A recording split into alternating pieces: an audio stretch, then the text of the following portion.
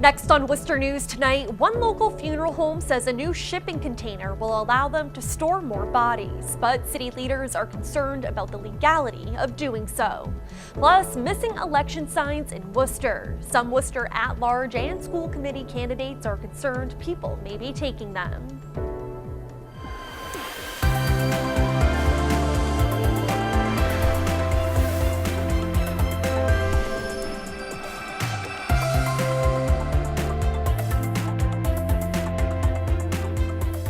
Good evening and thanks for joining us. I'm Olivia Lemon. A cool summer day to start the work week, and it looks like we can expect more of the same tomorrow. Let's get a first look at our local forecast for more. Hey there, good evening. I'm meteorologist Pamela Gardner. We have beautiful weather settling in for the next several days, and in Worcester this evening, quite comfortable. By 7 o'clock down to 62 degrees, in the 50s for 9 o'clock, for 11 o'clock, in a clear sky. Overnight lows in the 50s. It's going to be a crisp one for us. 52 degrees in Fitchburg, Worcester 53. The wind from the west-northwest, but very, very nice. And tomorrow afternoon, it will be slightly cooler than what we experienced today, just by a few degrees. 66 for the high in Worcester, 69 degrees in Fitchburg, out towards Boston, 67, Taunton, 68 degrees, and even the mid-60s across Cape Cod. So the great stretch of weather continues as high pressure settles in. Not a lot of rain in the forecast, a couple sprinkles here and there, and I'll explain that in a second. Warmer as we head into the weekend, maybe some 80s on the horizon. I'll have your exclusive 10-day forecast in just a bit. A Worcester funeral home director is known for taking in unclaimed bodies, but recently the amount he had stored was in question. Now city and state leaders want to be sure funeral homes are following all rules when it comes to unclaimed bodies and cremation. Our Erin Keating joins us in Worcester to explain. Erin. Olivia, Peter Stephan thinks that this new storage unit is the perfect solution to the overcrowding of unclaimed bodies at UMass Memorial Medical Center, but the Board of Health isn't so sure. Going to be refrigerated and with a backup generator. Peter Stephan says a new storage facility will fit up to 15 unclaimed bodies. His funeral home is under investigation by the state for the improper storage of unclaimed bodies. The Graham, Putnam and Mahoney funeral parlor director says he didn't think what he was doing was wrong. A misjudgment maybe, or we felt maybe the paperwork could come quicker and we assumed we'd get the paperwork quicker. In May, Worcester's Board of Health voted to create their own form for the cremation of unclaimed remains. The form was completed in August, but by then Stephan was already storing bodies left unclaimed at the hospital for longer than he should have been. Disrespectful to leave a dead human body. It's somebody's mother, father, sister, brother, or child or something. After complaints of suspicious odors were issued against the funeral parlor, an investigation found the improper storage of decomposing bodies. Worcester's medical director, Dr. Michael Hirsch, says the details of the funeral home's inspection were disturbing. It was a rather shocking kind of inspection. Dr. Hirsch says although Stephan's intentions are good, the investigation has now created a bigger issue. Over the years, Mr. Stephan has been a tremendous community resource in helping to find a resting place for these unclaimed bodies. But I think this time he held on to them for way too long. Dr. Hirsch says funeral homes should take turns when it comes to the cremation of unclaimed bodies. Stephan says the storage unit is open to anyone who wants to use it. We believe, and I know the city manager has worked very hard with the other funeral parlors in town to see that some kind of a rotation could come so that not all of the burden of these bodies falls on Mr. Stephan. Once it's done, it's available to anybody who needs it. Another funeral home needs it, no charge. Dr. Hirsch says he doesn't think the storage unit is the proper step to take in terms of what to do with these bodies. He says he expects to hear back from the state about possible repercussions for the funeral parlor within the next few weeks. In Worcester, Erin Keating, Worcester News Tonight. Police say they have arrested 2 more men in connection with the murder of a 30-year-old man. Prosecutors say the body of Benjamin Pacheco was found burned in the woods last week off of Granite Street in Worcester. Alicia Palumbo has the latest developments. Less than a week after a man's body was found burned in the woods, wrapped in bubble wrap and a blanket off Granite Street in Worcester, 3 Worcester men have been charged in connection with his murder. 27-year-old Daniel Rivera and 35-year-old Primitivo Matos were arraigned in Worcester District Court Monday on charges of accessory after the fact to murder. 35-year-old Rafael Guzman was arraigned on the same charge last Friday. Mr. Guzman had a relationship with the victim in that the victim was basically his step-uncle. The victim has been identified as 30-year-old Benjamin Pacheco, a native of Puerto Rico who was a music producer known as Benny Beeps. He suffered a sharp penetrating wound to the neck, and his manner of death was homicide. Investigators say surveillance video showed Rivera's vehicle driving up and down Granite Street last Tuesday morning and stopping for several minutes near the spot where Pacheco's body was found.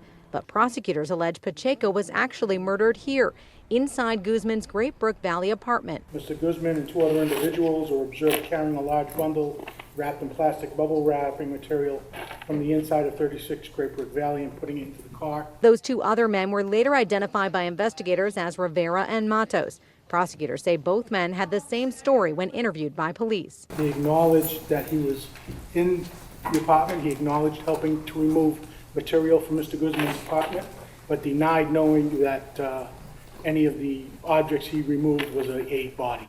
Rivera was given $75,000 bail, while Matos was given $150,000 bail, but both had open criminal matters, so their previous bail was revoked. In Worcester, Alicia Palumbo, Worcester News Tonight.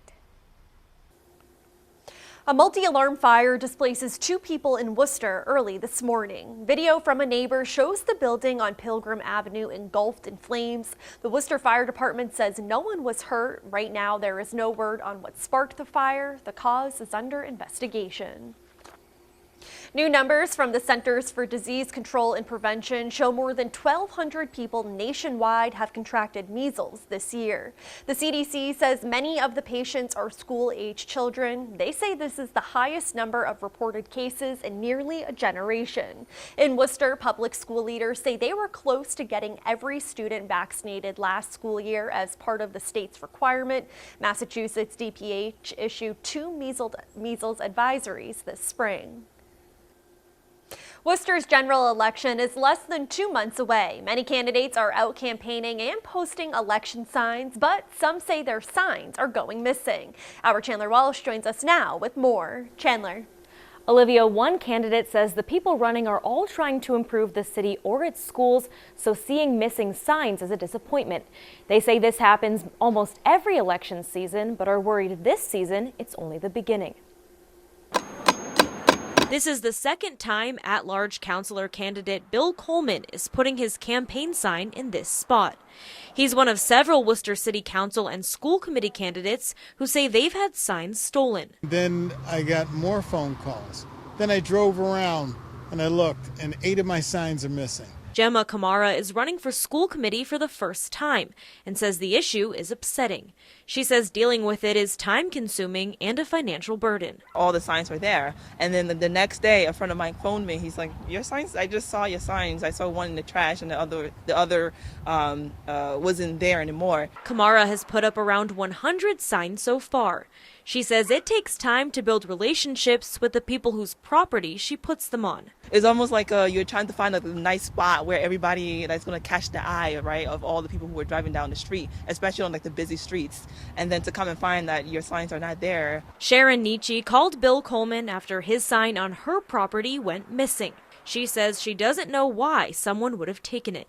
He's a candidate, and the sign is his First Amendment right, and so they're really violating something sacred in this country, which is the First Amendment. Coleman says stolen signs is a problem every election season, and he's experienced it before.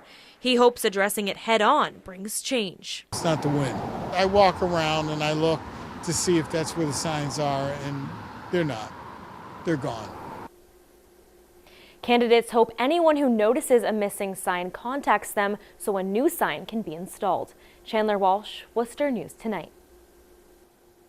City leaders are looking at new options for the Greendale Mall. Right now, the building is owned by a limited liability company. Last week, Best Buy announced it would not renew its lease, leaving only a few chains like TJ Maxx and DSW left in the mall. The city says the mall is underutilized and may serve better as new housing options. Some people shopping at Greendale today say seeing how vacant it is from years past is shocking. This place used to be full of life and people, and now it's just empty. I think that if it's going to be housing, great. Or maybe the DPW should buy it and use it for them. Anything is better than leaving the building vacant. Lenders foreclosed on the property in 2016. The mortgage holder took control of the mall with an auction bid of almost $12 million. To commemorate National Recovery Month, a substance abuse expert looks to raise awareness of addiction.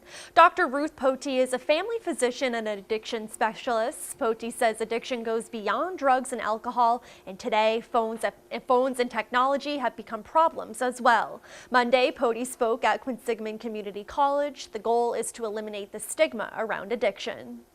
So many of us come from families where addiction was a norm. We may or may not have really been able to name it or recognize it at the time, but now in hindsight we can. And I think it allows us to talk to the next generation about how to avoid this one, whether it's with alcohol or with opiates. Pote says she is now looking to study the impacts marijuana has on addiction.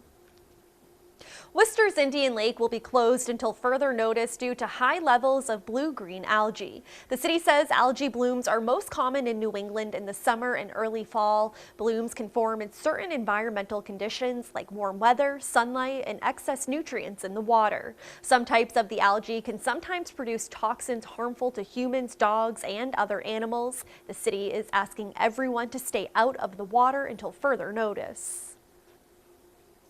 FEMA is awarding more than $52 million in grants to fire departments across the country. Several are in central Massachusetts. The Auburn Fire Department will receive more than $340,000 over 3 years to allow the department to hire 2 new firefighters. Rutland is also receiving more than $524,000 to hire 3 new firefighters.